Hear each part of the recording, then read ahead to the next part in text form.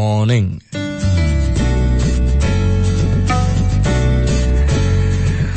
આવતીકાલે આપણે ફરી એકવાર તિરંગો લહેરાવીશું. આપણી ગાડી કોઈ 4 રસ્તે રેડ સિગ્નલ પર રોકાશે. સિગ્નલની લાઇટ ગ્રીન થવાની રાહ જોતા હોઈશું અને એ જ ટાઈમે કોઈ ગરીબ બાળક તિરંગો વેચતો જોવા મળશે.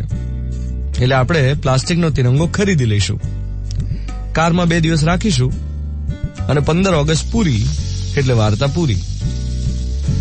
શું આપણે ખરા અર્થમાં આઝાદ છીએ? આપણે ખરા અર્થમાં સ્વતંત્ર છીએ?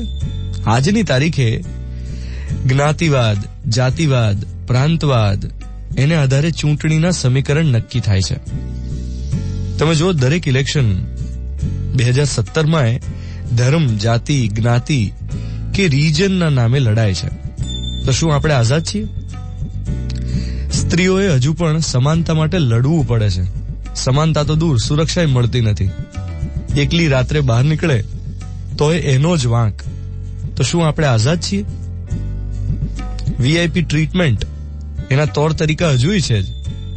લાલ બત્તી એ કાર પરથી જતી રહી પણ મગજમાં તો છે જ. એટલે કે આપણે ખરા અર્થમાં આઝાદ છીએ ખરા?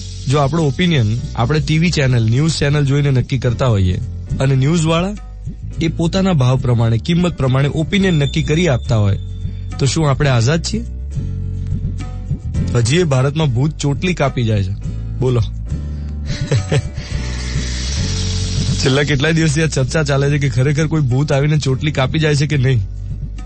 તો શું ખરેખર આપણે આઝાદ છીએ? એક સમયે ગાંધીજી જેની સામે લડવાનું આપણને કહેતા હતા એ બધું હજી છે જ. જો અનટચેબિલિટી હજી છે, અસ્પૃશ્યતા હજી છે જ, જ્ઞાતિવાદ, જાતિવાદ બધું હજી છે, ઉપભોક્તાવાદ એ પણ હજી છે, અંધશ્રદ્ધા એ પણ હજી એવી ને એવી જ છે, અકબંધ. તો શું આપણે ખરેખર આઝાદ છીએ? આ સવાલ સાથે આજની શરૂઆત કરવા જઈ રહ્યો છું. આઈ નો તમે વેકેશન મૂડમાં છો, કારણ કે ગઈકાલે રવિવાર, આવતીકાલે પાછી રજા, એટલે આજે જે સેન્ડવિચ દિવસ છે એમાંય તમે તો મજા જ લેવાના છો. પણ આ બધાની વચ્ચે એક વિચાર સાથે દિવસની શરૂઆત કરીએ કે શું આપણે આઝાદ છીએ? 7:15 થઈ રહ્યા છે. મિર્ચી 98.3, સોમવારની સવાર 14th ઓગસ્ટ 2017. હું છું ધ્વનિત તમારી સાથે. Good morning my dear.